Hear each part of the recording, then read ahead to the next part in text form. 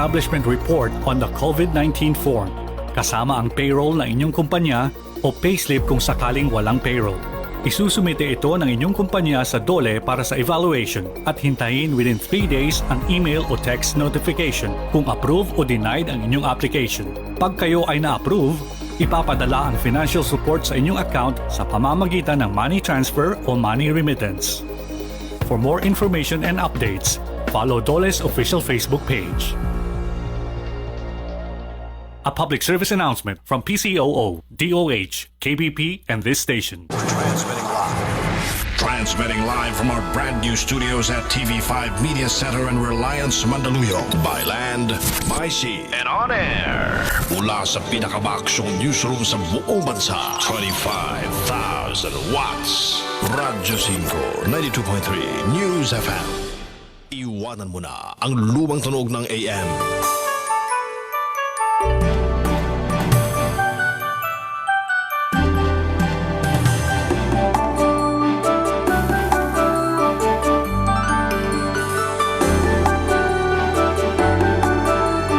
Sasagutin na nina Attorney Mel Santamaria at Gladys Lana Lucas Kung papasama sa tao o sa batas ang napasukan mong relasyon. sa Radyo 5 at 1PH sa Signal Channel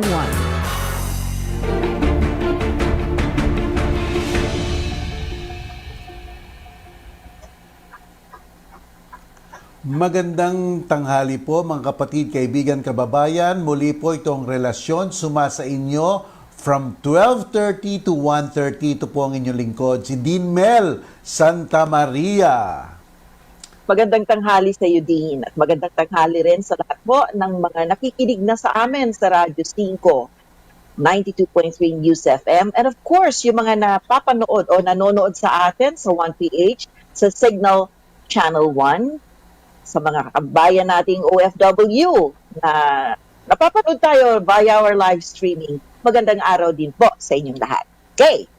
Yan. Hello, Dean. How are you today? Thursday na tayo. Approve naman, as usual, nasa isang lugar lang at namamahinga, babasa ng libro.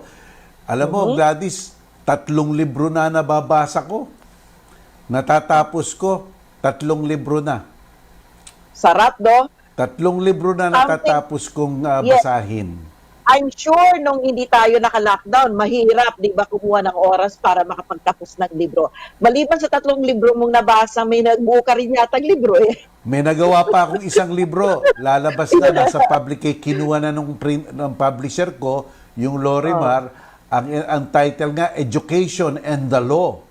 Ayan, kaya, it's a blend of my 2 professions, education and being a lawyer. Kaya maganda yon. Yun ang aking susunod na lalabas na libro. Kaya at least worthwhile naman ang nagagawa. Worthwhile naman ang nagagawa. Nabanggit mo yung libro at edukasyon. Alam mo, as of today, no, yung mga coalition ng mga teachers natin, parang merong iba na talagang kung maaari parang pinopropose yata nila ng malawakang konsultasyon talaga. Ito yung binanggit ko kahapon, di ba? Among teachers and educators before the August opening, na suggested opening. Kasi nabanggit na nga din ng representative nila, na yun, sa unang assessment nila, even teachers themselves, wala pa yatang 70% ang may access to yung something digital, di ba? Yung may computer, laptop, or phone. Sila ngayon ang magiging, sila nga ang magbibigay ng lessons. And in the case of children, nare-realize nila na yung doon daw sa mga hindi talaga cannot afford to have all these gadgets, ilan lang, siguro daw sa isang classroom, maswerte na sa mga public schools ang may isa doon na estudyante na meron. So, yon parang may mga discussion na sana magkaroon pa ng malawakang konsultasyon. Alam diba? mo, Ito tatanong ko, base sa Constitution ba to?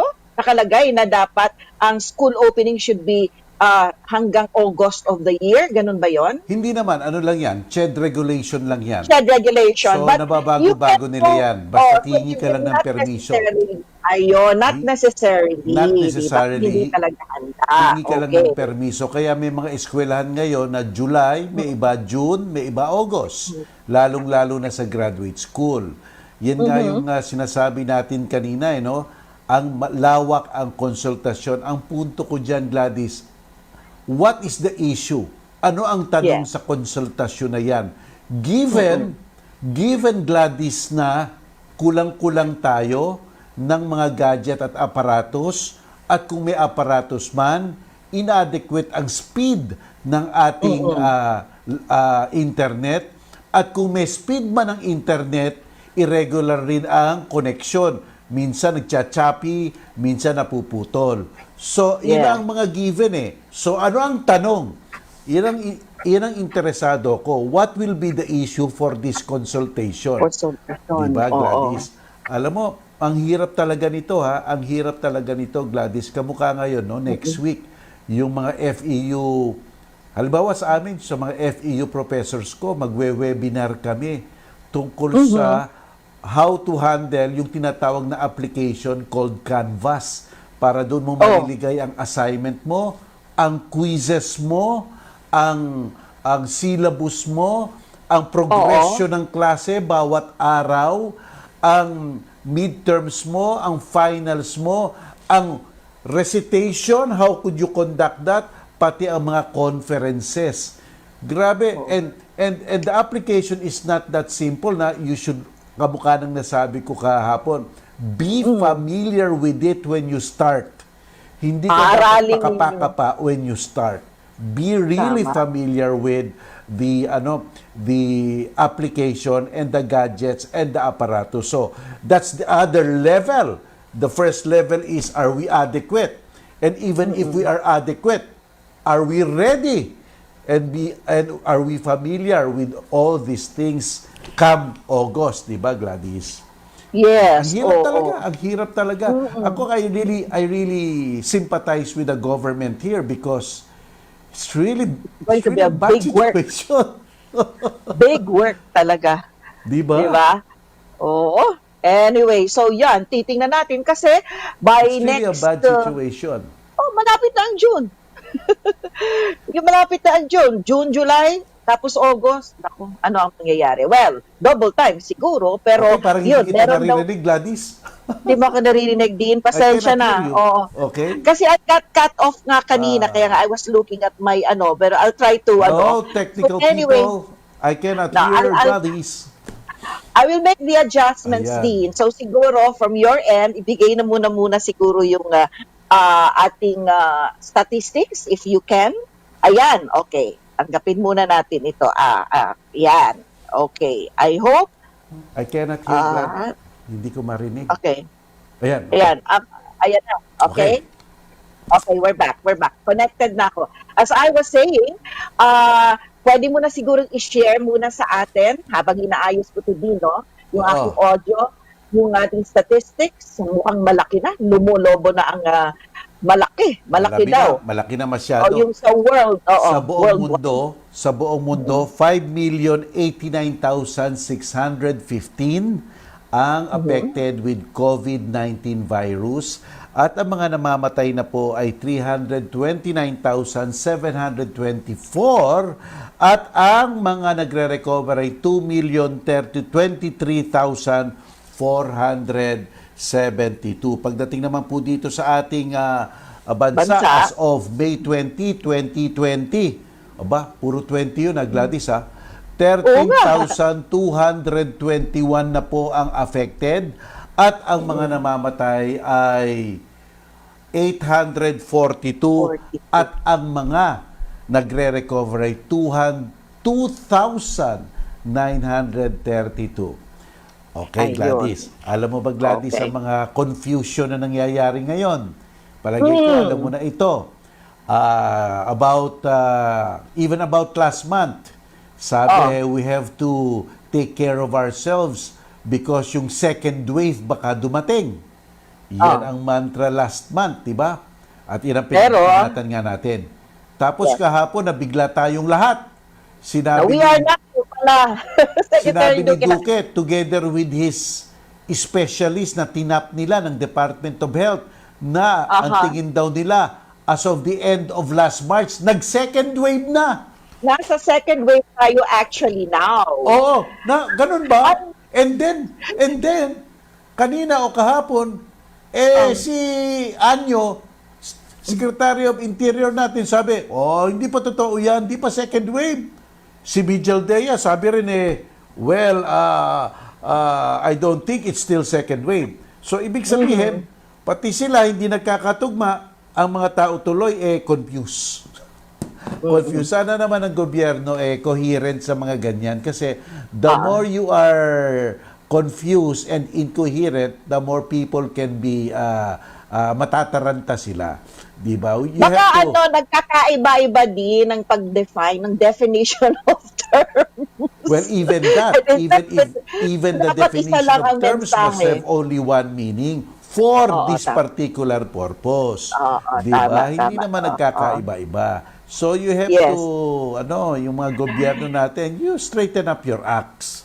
Di ba? Maliban pa nga dyan sa wave, talking about wave first, ba tayo, yung nagtapos na daw yung first wave, so we are actually in the second wave, so it's the third wave. So mga may isa pang term na parang hindi rin nag-agree na mismong ako, na nagmo-monitor ako, yung term na mass testing, isa pa yon, di ba? Parang may confusion din yon. So maybe iwasan na rin natin yung term na mass testing, di ba?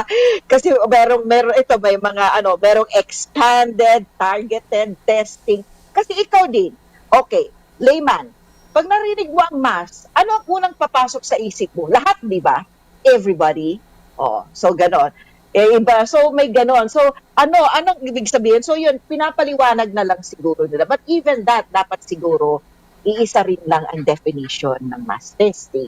So, or kung talagang confusing, yung merong sinasabi silang expanded and targeted testing.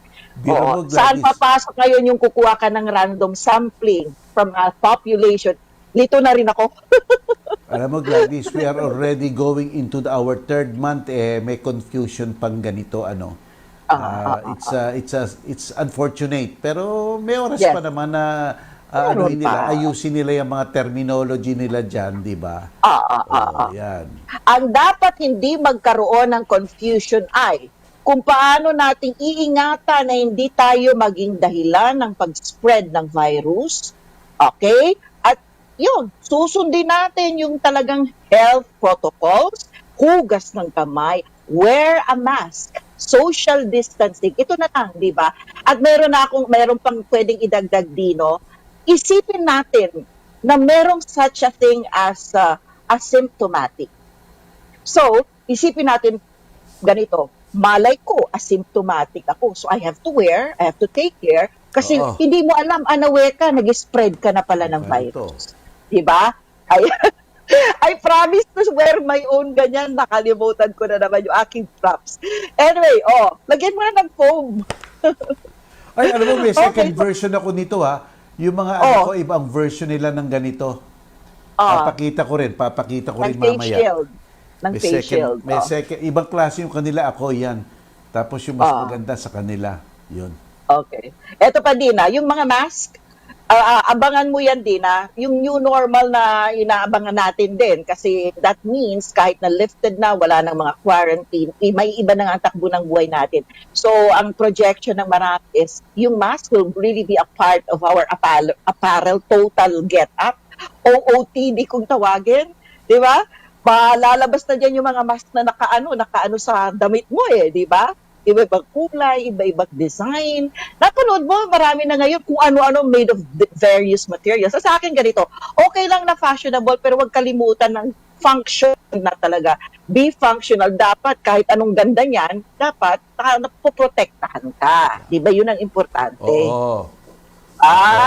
Yan. So, yan, maganda ka ng iba-ibang kulay pag-match sa mga suit mo. Next time. Correct. Di ba, din? Hindi na black. Meron kang charcoal gray, may light gray, meron kang beige. Correct. Di ba? Yes. Anyway, sige, magdasal na tayo din. Okay, magdasal na tayo. Panginoon, nagpapasalamat po kami at nakarating kami ngayong araw na to. Sana po patnubayan nyo kami, gabayan nyo kami, at para nga po ang aming pananalita ay maayos, ang aming pagbibigay gabay ay maganda, at ang aming pagpapaliwanag ay malinaw nga. Para na po mabigyan naming direksyon ang mga kapatid namin naghahanap ng solusyon sa kanilang mga sari-saring problema. At mga pagkakataon pong ito ay hindi namin makakamtan kung hindi po sa inyong kagustuhan. Kaya po lahat ng kilos namin dito sa Radyo 5, sa 1PH, ay sa inyo namin iniaalay para sa inyong ikabubunyi, sapagkat kayo po ay tapat at wagas ang inyong pagmamahal. Amen. Amen. Samahan ho ninyo kami ni Dean hanggang 1:30 ngayong araw ng Webes. At sa mga gustong iparating sa amin ang kanilang mga tanong, maaari kayong mag-post sa Radyo 5, 92.3 News FM Facebook page. Pwede rin po sa Relasyon Official Fanpage. Or kung nanonood po kayo ng aming broadcast sa live streaming natin, doon po sa comment section, maaari kayo mag-post ng mga tanong ninyo. Doon. Yan. Okay, hello to you, Isabel Arosa, Nestoria Bolastig, Lynn Nicole, Rene Braga Bainco, si Emily Paruhinog, Shirley Pruelo, and Oliver Calderon. Thank you. Alam namin araw-araw kayong nanonood sa amin. So start na tayo with our Word of the Day. Ang ating word of the day po ay, in loco parentis. In loco parentis, ang literal na kahulugan po niyan sa lugar ng mga magulang. Para sila ang sumasubstitute sa mga magulang. Normally po ang estado po, kung kayo pabaya sa inyong mga anak, sila po ang kumikilos na in loco parentis. Ano po ang kapangyarihan nila? Pwede po nilang kunin ang mga anak nyo kung kayo tunay na pabayang-pabaya at wala talagang ginawang mabuti sa anak nyo, sapagkat po sila in loco parentis, kukunin po anak nila, siguro ililigay muna sa Child Welfare Agency. Kagaya rin po ng mga yung sinasabi natin, may substitute parental authority, may special parental authority. Bagamat sila ay hindi natural na mga magulang, ang batas ay nagagawad sila ng kapangyarihan o otoridad na maging in loco parentis bilang special parental authority. Ito nga po ang mga mga teacher, mga administrador ng eskwelahan at mismong eskwelahan. Yung mga substitute parental authority naman po, ito po yung mga lolo at lola, mga kapatid, at actual custodian kung wala na po yung mga natural na mga magulang. Iyan po ang ibig sabihin ng in loco parentis. Hindi po loko-loko ha, in loco parentis. Okay, in loco parentis, tumatayo sa lugar ng magulang. Tama. Pwedeng tao to, pwedeng institusyon, di ba? Yes. WDS. Okay. So yan po ang ating word of the day. At pwede nyo yung balikan yan. Pakipost na lang niya and the rest sa ating Relasyon Official Fanpage. Approve. Ngayon naman, kung handa na po kayo, ready na rin kami para basahin ang mga ipinadala ninyong tanong sa amin. Narito na po ang ating Q&A. Okay. Magandang tanghali. Ang kumpanya po namin ay hindi nila binigay yung sahod namin noong February hanggang ngayon kasi po kolorum po sila. Ano kaya ibig sabihin ng kolorum? Hindi rehistrado, di? Ganun ba yun? Talagay ko, ibig sabihin. Ibig sabihin ko, walang permit sa DTI, walang business permit sa munisipyo, o nagko-korporasyon, hindi naman pala rehistrado sa SEC. O sige, anong problema niya? Yun na nga. Paano siyang makakahabol noon? Alam nyo, sino ang taong nagpapatrabaho sa inyo? Okay. Whether yan ay lisensyado o hindi, nagsilbi kayo sa kanya, therefore dapat may kapalit. Dahil iyan po at least, kontrata po yan ng dalawang tao. Iyang pagtatrabaho nyo sa isang nagpapatrabaho, kontrata rin po iyan. Give and take rin po iyan. Ang inyong i-give, ang performance ng inyong trabaho, ang kanyang i-give, ang bayad sa inyo. So ang tawag po dyan, para bigyan ng halaga ang inyong ginawa ay quantum meruit. Talaga pong hinahalagahan ang inyong ginawa depende sa sitwasyon. Halimbawa po, scientifico kayo. Siyempre, ginamit nyo yung talino nyo doon, yung mga formulang inimbento nyo doon, yung mga pagkabetikuloso nyo doon, ang hirap ipag-sulsi-sulsi ng mga maliliit na wire. Talagang mahal po dapat ang bayad dyan, di ba? Pero kung ikaw naman ay tigas, hampas lang ng pako, tog, yun lang ginagawa mo, hindi naman siguro masyado mahal. Pero dapat mayroong bayad sapagkat kontrata rin po ang relasyon nyo ng nagpapatrabaho at nagtatrabaho. Ayan. Oo. Okay, eto.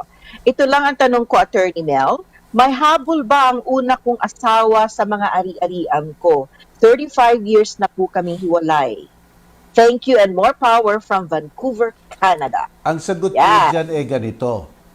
Kung hindi po napuputol ang inyong kasal at siyempre kinasal kayo bilang Pilipino, nung kinasal po kayo, nung kayo'y Pilipino at nahandito po kayo sa Pilipinas o kahit na abroad, basta't dalawa kayong Pilipino, kung wala kayong prenuptial agreement at kinasal kayo after August 3, 1988, ang iiral na kaayusan ng pag-aari, yung tinatawag na absolute community of property. Ang lahat ng pag-aari nyo, bago kayo ikasal, magiging pag-aari na rin ng asawa ninyo. At, ang sabi po ng batas natin, ang paghihiwalay lamang ng dalawang mag-asawang iyan, kahit na po gaano katagal, ay hindi po as a general rule maaapektuhan ng absolute community of property. Kaya po mananatili pa rin po iyan. Kaya yung sinisweldo nyo po ngayon will be considered co-owned by the spouse somewhere there na magkahiwalay lang kayo. At ang mga napupundar nyo sa mga sweldo nyo ngayon, co-owned pa rin nung asawang yon. Ayan po. Yan. Parang ang hirap din pag gano'n, ano? Talagang, biro ang tagal ng panahon ng 35 years, ha? And yet, kung talagang hindi ninyo naputol ang kasal, gano'n ang sitwasyon. Kaya diba? nga, that is correct. Ngayon, ang isang remedyo dyan, Gladys, ipadeklara na ang kasal ay walang bisa ng simula't simula pa. Kung meron man ground, like psychological incapacity.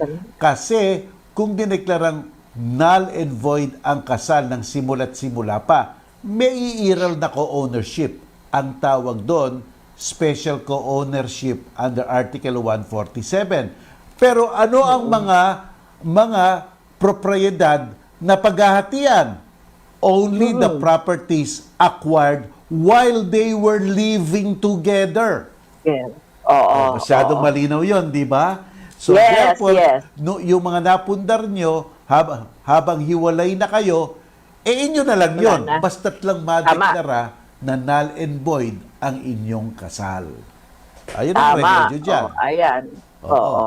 Pwede ba kahit too late na itong after 35 years sa kanyo ipa-declare, babalik pa rin yun doon sa time lang na kayo ay nagsama, di ba? Oo. Halimbawa, 1 year lang. Yes, 1 year lang. O let's say isang Kung linggo wala lang. pa kayo halos napundar. After kayo kasal, isang linggo lang kayo nagsama, tapos naghiwalay may na. mga ganun. Although nagsulat-sulat wala. kayo sa isa't isa for another 1 year. Pero sabi ng batas kasi, cohabitation.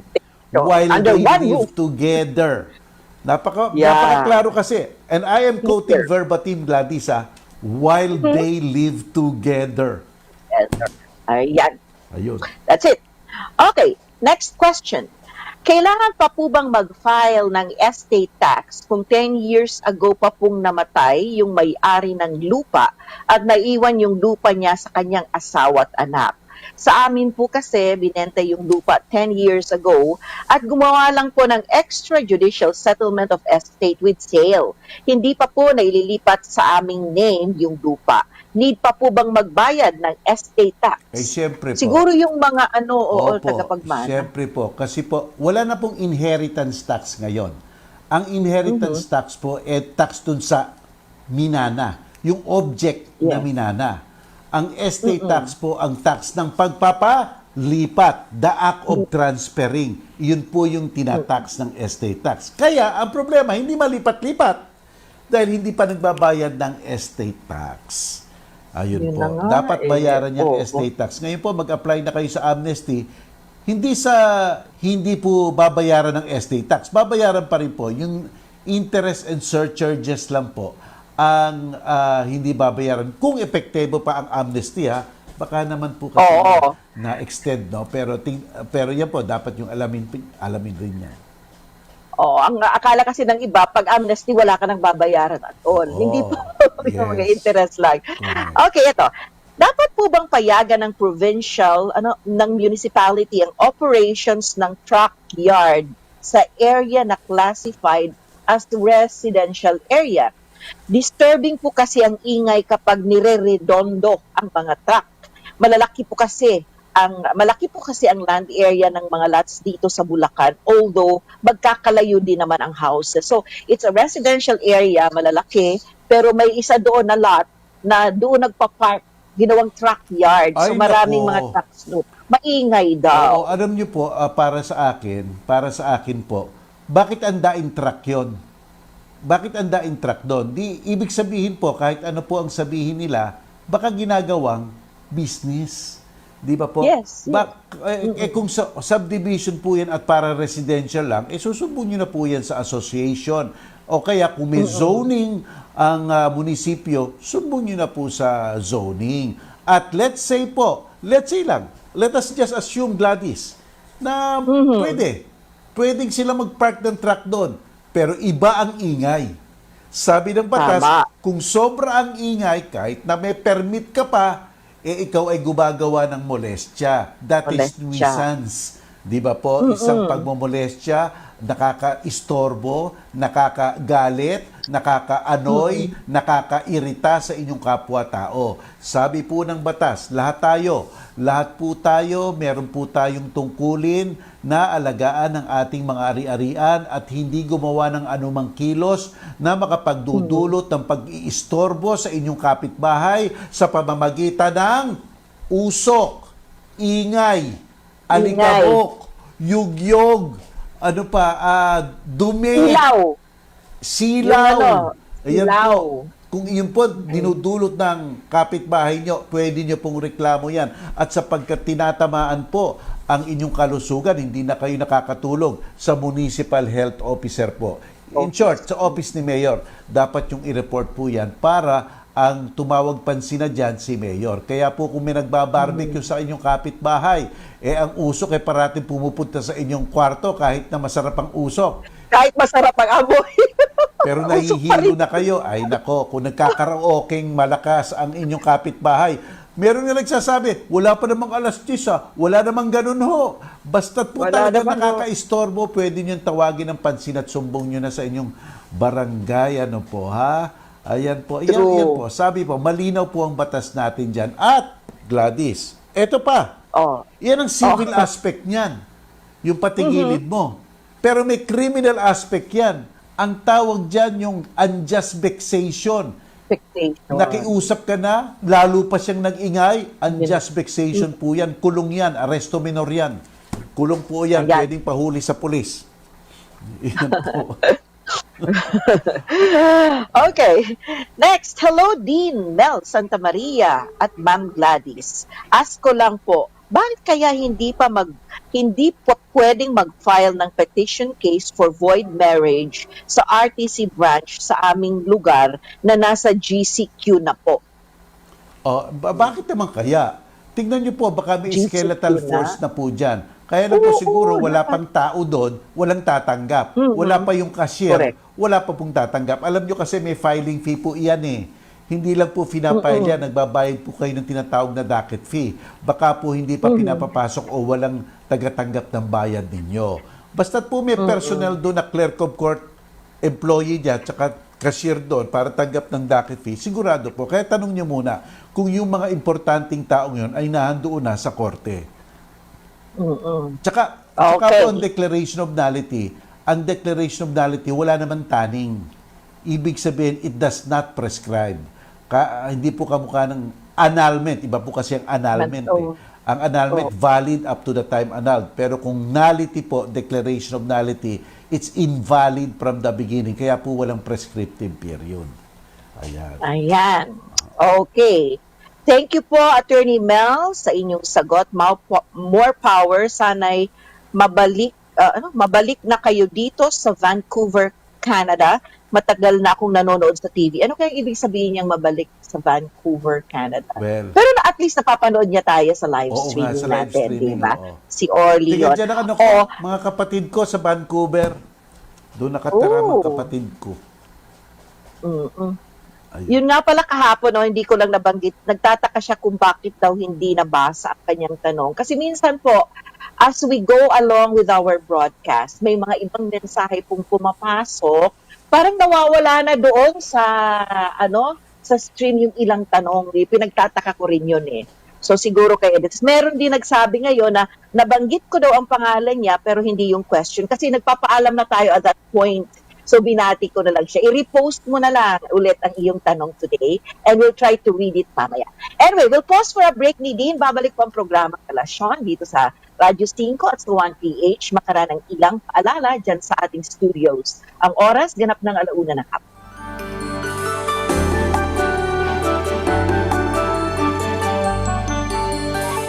Ang mga fake news ay di dapat pinapatulan Ito lang kayo makinig ng totoo. dahil ang dulot lang nito ay gulo at I do kalituhan. not have the duty to lie to you. Bakit ako Kaya't magsinungaling? huwag maging biktima sa pamahalaan, magbigay tiwala. Pakiusap ko lang.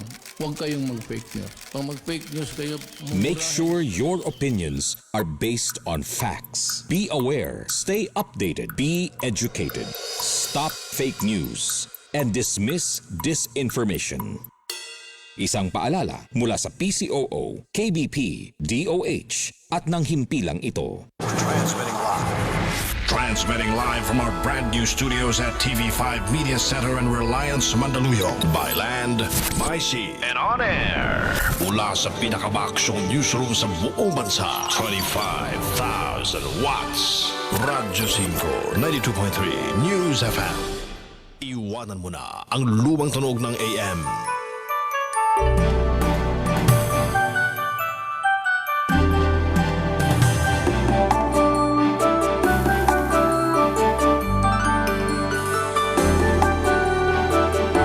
Sasagutin na ni Attorney Mel Santamaria at Gladys Lana Lucas Kung papasama sa tao o sa batas ang napasukan mong relasyon. sa Radyo 5 at 1PH sa Signal Channel 1.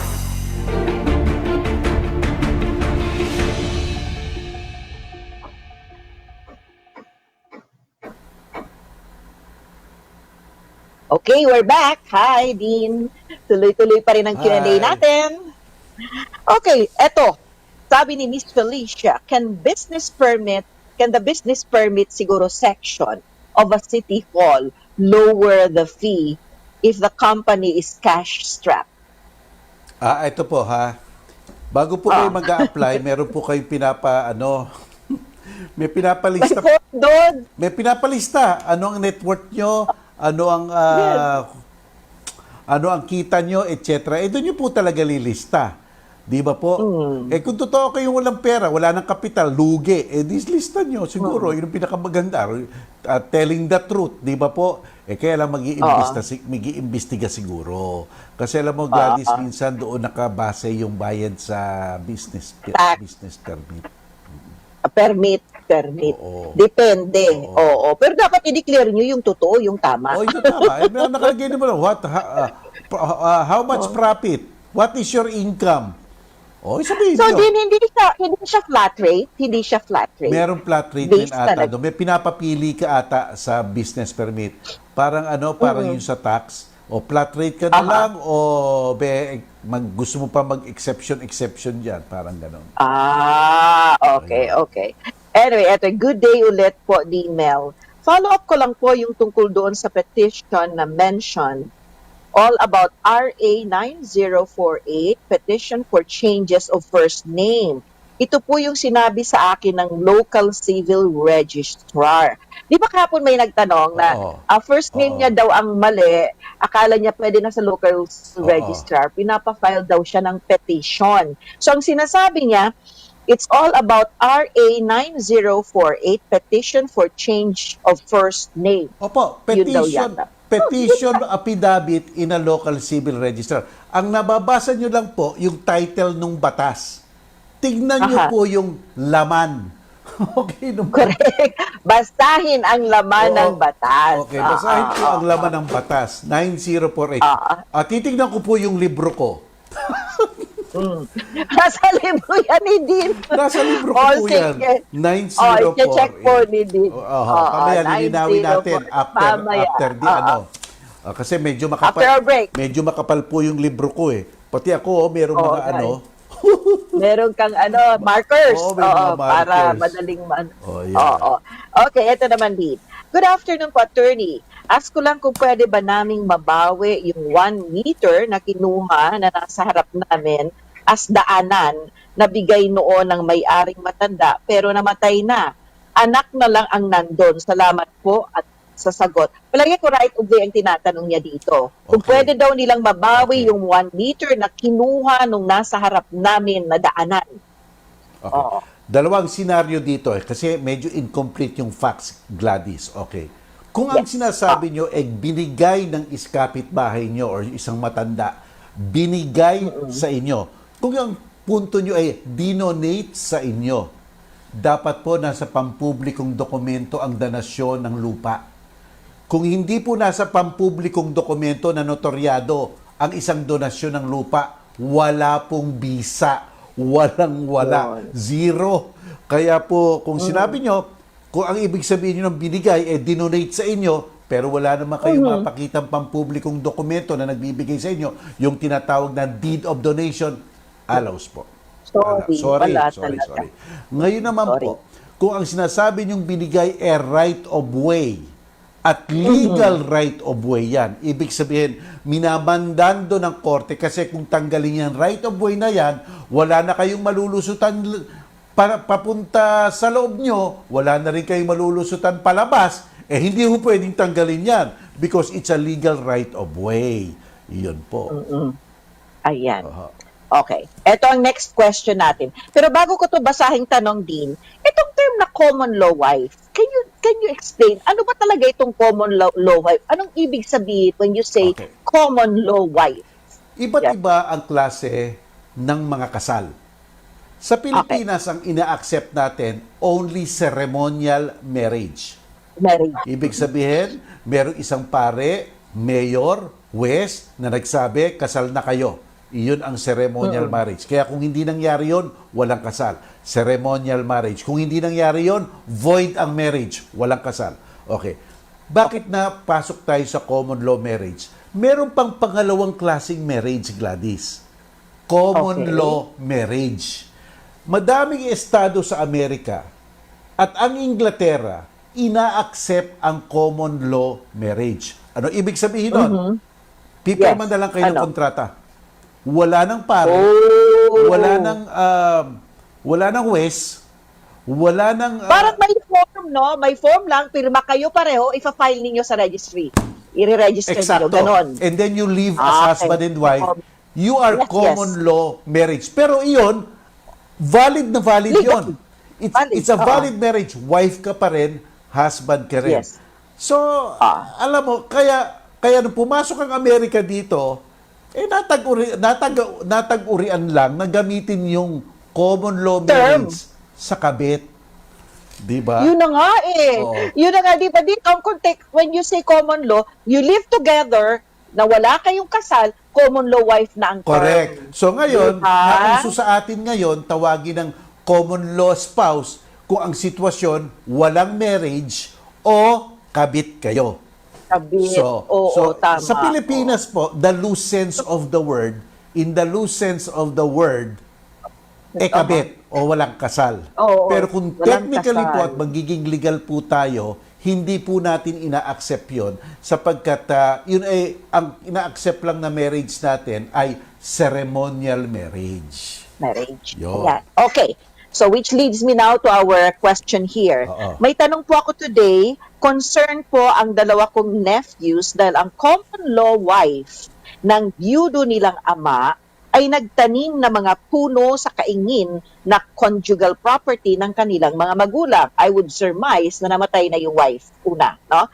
Expected po kasi ng common law wife ng ama nila na may karapatan siya sa kaingin dahil sa mga naitanim niyang mga puno in case na mawala na ang senior citizen na nilang ama balang araw. So itong situation, tatay nila siguro nabalo, 'di ba? Ang mother nila, namatay na ang mother nila. Merong bagong partner ang tatay nila. Siguro walang marriage ito. Kaya ang tawag ay common law wife. Pero beauty naman si tatay. So, ang expectation niya, may karapatan siya doon sa mga tinanim niya kung namatay na itong lalaki. So, pwede ba yon? Okay. So, dun sa lupa, wala. Kung pag-aari ni tatay yun, wala. No, wala. Okay. Pero ang tinatanong, yung mga petsay na tinanim, yung mga bukong tinanim. Mga puno. Oo, yun ang tinanong. Okay, Yes. ganito po yan.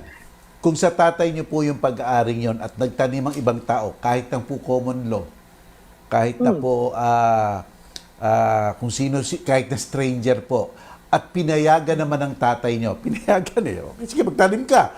Di ba po? Then therefore, Yes. he is a sower in good faith. Sower, builder, a constructor in good Planter. faith. So therefore po, pwede siyang bayaran lang ng necessary expenses or useful Okay. expenses. O doon sa pagtatanim niya. Kasi po hindi naman po kasi pwede na, patay na si tatay, umalis ka na, akin na yung tanim niyo. Amin na yung tanim nyo na pinaghirapan mong diligin, ligyan ng fertilizer, kasi po nagiging parang unjust enrichment. So, dun sa mga necessary expenses lang po, kung gusto nyong akunin yung tanim niya, ibabayaran nyo po siya. Necessary and useful expenses. O kung mapapatanggal nyo yung tanim na hindi na de-destroy po, yung ari-arian ni tatay na mamamanan nyo, patanggal nyo. Yun po yun. Pero wala po siya. Okay. Kung sa tatay nyo lang po iyan, di ba po, yung lupang iyon, kung sa kanya lang yan, bago pa sila maging nag-relationship, sa tatay niyo po yan, kayo po tigapagmana nun. Wala po siyang karapatan doon. Ayan. Okay. So anyway, eto may follow-up question yung kahapon yung tungkol sa ibang apelyido niyang dala doon sa lumalabas sa birth certificate niya sa PSA. So eto ang sinasabi niya. So sabi niya, eto po kasi yon yung nangampo na surname ko ay surname ng tatay ko. Yon. Pero ang totoo ay Orolfo kasi talaga ang apelyido ng tatay ko. Kaso nga po, ang nakuha ko sa PSA ay nangampo ang apelyidong nakalagay. Gagamitin ko po ito sa file ng SSS. Ano po ba yung korteng nasabi nyo kahapon na pupuntahan ko? Wala po kasi akong alam, hindi po ako marunong. Okay. Pwede po bang dalhin ko yung record daw galing sa PSA sa local civil registrar para ipakorek doon? Okay. Kasi magkaiba nga din Kung magkaiba po kasi, magdududa dyan ang local civil registrar. Tatandaan nyo, hindi naman kayo kilala ng local civil registrar. Kaya kung ang problema po ay naging typo error lang, let's say ang apelyido is Falsis. Yes. Falsis. Nalagay falses. Parang obvious typo error, di ba po? Pero kung Cruz, tapos Santos, sasabihin sa inyo, teka, kasi ang apelido, masyadong madami ang consequence ng apelido. It distinguishes yung paternal line, yung maternal line, o kanino mang line. Di ba po? Kaya baka lang po, malamang, baka sabihin sa inyo ng local civil register, korte na po yan kasi masilang. Saan korte? Saan korte po? Pag kinokorte na po, kukuha na po kayo ng abogado. Titignan niya po kung anong jurisdiction na ipa-file yan. Normally po, ang correction of error, kung saan doon yung local civil register doon sa korte doon. Pero depende po, malalaman po ng abogado yun at kailangan niyo po ang abogado sa mga ganyan. Kasi po, basta magkokorte, baka ma-technical kayo, hindi nyo naman alam ang alituntunin ng korte para po kayo ay magabayan. Ayan po. Okay. May nakita pa ako nakadugtong. Ngayon, kung wala siyang masyadong alam, pumunta siya sa PAO, Public Attorney's Office. Diyan po sa, sa Hall of Justice. Nandiyan po ang korte, ang piskal, at ang Public Attorney's Office. Doon po kayo pupunta. Ano yun, Gladys? Apparently din. Yun sinabi niya rin, eto pa, kadugtong pa, kasi medyo mahaba ito, yung record niya raw na galing sa PSA natin, Oo. yung dating NSO, obvious naman daw, nasa likod, nakapirma naman ang tatay niya na ang sinulat ng tatay niya yung tamang apelyido. Bakit sa harap na iba? Siguro yun ang sinasabi niya. Ba't ganon din? Oo. Teka At muna po. nasa face, apelyido niya, okay. iba. Pero yung tatay niya daw nakapirma gamit yung talagang tunay na apelyido ng tatay Kasal niya. ba ang tatay at nanay mo? Hindi niya na-mention. Kasi kung hindi kasal ang tatay at nanay mo, syempre, ang apelido ng tatay mo makikita sa likod. Pero baka ang ginamit na apelido, iba, apelido ng nanay Yung sa mo. nanay. Kaya alam mo, complicated Pwede. yan. Na madaming Yes, yes. sitwasyon, senaryo. Hindi ka agad-agad, in short, mapapaniwalaan ng iyong ginigiit. Di ba? Unless it is clearly a typo error. Ayan. Yes. Ayan. Okay. Eto, before we go on a break, wag na lang pong banggitin ang aking name. Okay. Grave threat din po ang kaso. Sinugod ako kahit nakasarado yung balisong na hawak. Ano daw ang pwedeng ikaso? Nakasarado meaning may takip pa. Depende po kung gaano ng kalala ang ang ginawa niya. Attempted, grave threats, maaari pong grave threats kung talagang gustong may pangitain po talaga na gusto kayong balian ng buto, batuhi. Depende po Depende po sa tono, sa galit, sa gustong gawin, sa akma, di ba po? Depende po kayo. In fact din, kahit verbal lang na nag-threaten, grave threat na yun, Yes. kahit na yung armas, hindi pa talaga ready to whatever, di ba? Papatayin kita, kahit na wala siyang To armas. attack.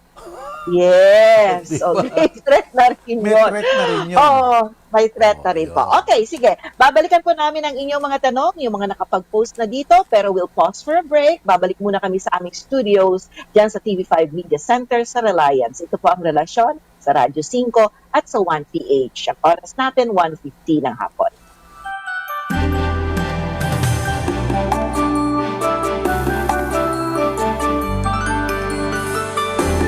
Assistance to Individuals in Crisis Situation o AICS ng DSWD. Ano ang dapat mong malaman? Sino-sino ang mga makakatanggap ng tulong pinansyal? Prioridad na mabigyang tulong ang mga mula sa informal sector na malubhang naapektuhan ng ECQ at mga pamilya o individual na kabilang sa mga sumusunod na sektor. Mga kasambahay, social pensioner, senior citizen, may kapansanan, buntis, solo parent, mga katutubo, mga kapuspalad at walang tirahan, OFWs na nawala ng trabaho, mga magsasaka at mangingisda, sub-minimum wage earners, self-employed at mga occasional workers na hindi masasakop ng tupad at camp program ng DOLE. Para sa karagdagang impormasyon, bumisita sa dswd.gov.ph o makipag-ugnayan sa numerong 8-951-2803. A public service announcement from PCOO, DOH, KBP, and this station.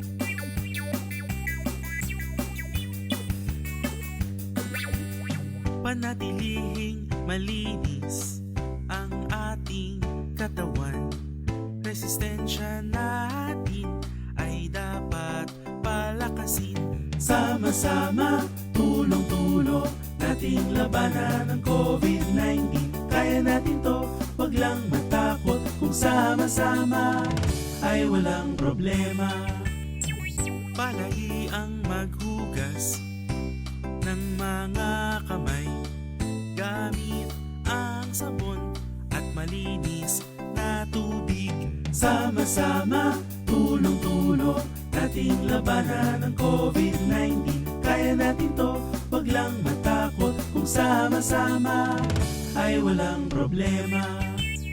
Sa may sakit, ika'y dumistansya para di ka mahawa. Kung uubo at babahing, bibig at ilong iyong takpan. Sama-sama, tulong-tulong, nating labanan ng COVID-19. Kaya natin to, wag lang matakot. Kung sama-sama, ay walang problema. Labanan ng COVID, kaya natin to. Para sa karagdagang impormasyon, pumunta sa doh.gov.ph o sundan ang official DOH Facebook page.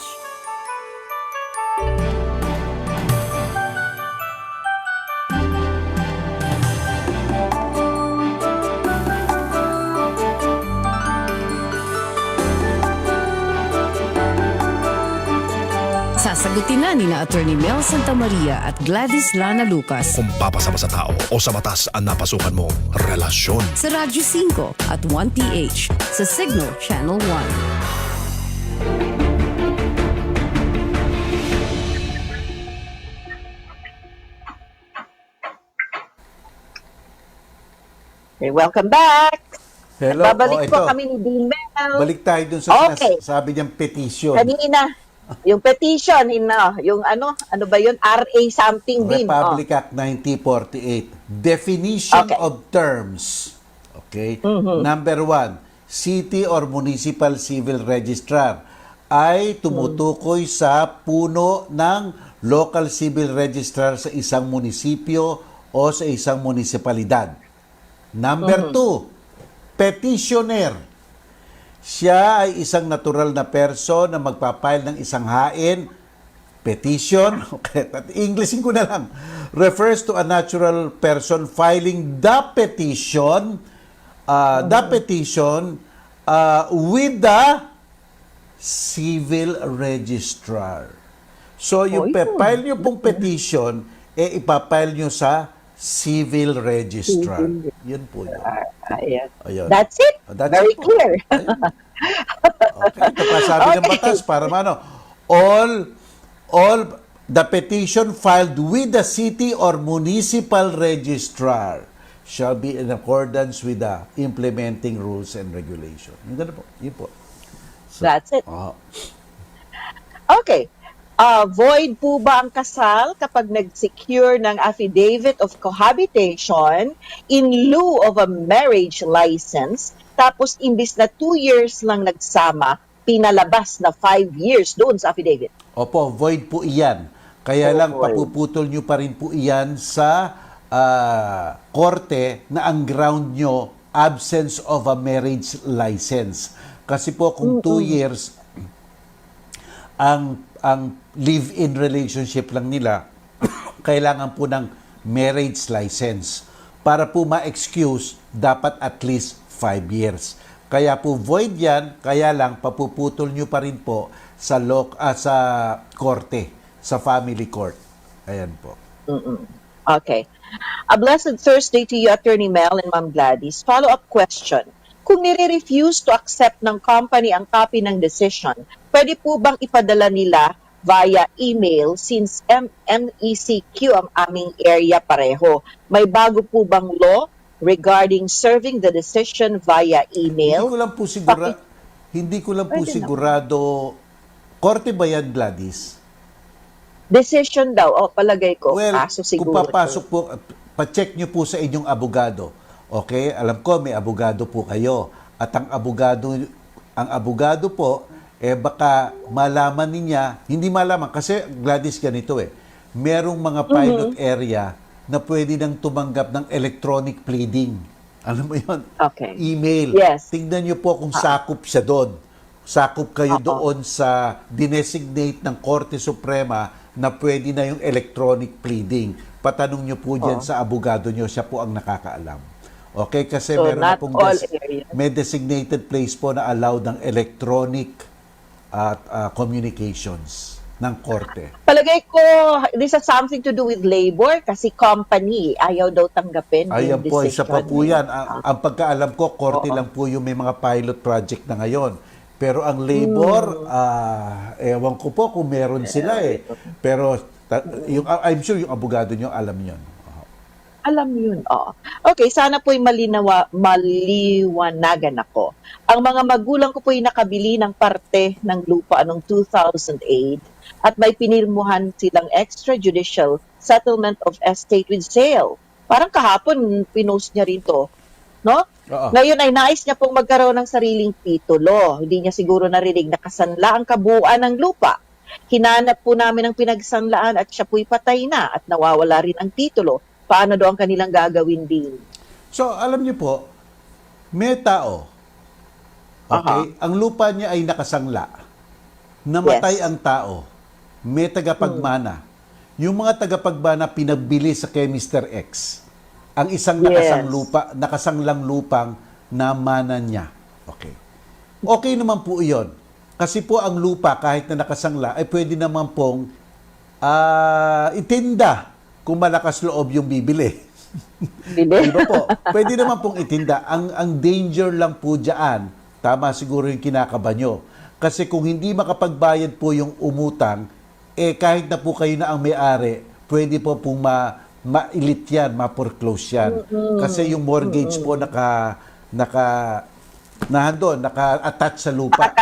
Kaya po, tama kayo, kausapin nyo po yung pinagsanglaan, yung creditor. Kasi po, kung hindi siya binayaran, dumating ang takdang oras, baka nga po, posibleng, baka mailit yan, mawala sa inyo yan, di ba po? So, kausapin nyo, tama, yun ang pinakamagandang gawin, kausapin nyo po yan. Kung merong magagawang bayaran na lang siya, tignan nyo kung ano magagawa nyo. Okay, ito naman din. Tanong ko lang po, pwede po bang isa lang sa 3 anak ang bigyan ng lupa at bahay ng pamilya? Patay na po kasi si papa namin. Ang mama na lang ang nagdesisyon na ang bunsong kapatid lang ang bigyan ng lupa at bahay namin. Ito, madalas nangyayari ito sa bunso binibigay. Hindi po. Nasa batas po ang lahat po ng mga tagapagmana ay pantay-pantay at kung may sosobra doon sa isa, kukunin po yun sa tinatawag ng free portion kung merong last will and testament. Kung wala po, pantay-pantay lang po sila. At kung gustong ibigay doon sa isang kapatid, yung yung tagapagmanang iba, sila po ang magwe-waiver ng mapupunta sa kanila para ibigay doon sa bunsong kapatid. Hindi po si nanay ang magwe-waiver ng namana ng kanyang mga iba pang mga anak para ibigay doon sa pinakabunsong anak. Yan po ang dyan. Okay, ito naman, matagal na po kami dito sa aming tinitirhan, almost 50 years na. Ang lupa dito ay walang titulo, price lang. Ano kaya ibig sabihin ng price? Anyway, ngayon po ay may dumating na tao na nagpakilala na siya ang may-ari ng lupa na tinitirhan namin. Ang ipinapakita pong dokumento ay Royal Decree 01-4 na nanggaling daw po sa Torrent System at may pinakitang approved plan. Ngayon po, sa kanila po kami kumuha ng Certificate of Occupancy. Authorized po ba silang magbigay nun? Ano ba ito din na Royal Decree? Certificate of Occupancy po, munisipyo nagbibigay niyan. Hindi sila. Pero basta't ganyan po, pumunta na po kayo sa Register of Deeds. Sumingi po kayo ng Xerox copy niyan at pumunta kayo sa Royal Decree, araw pa po ng Spaniards yan. Meron pong mga taon dito, palagay ko, noong mga 1970, 69, 70, 71, 73, basta po nung mga araw na yon, lahat na po napalitan dapat. Lahat ng mga dekretong ganyan napalitan na.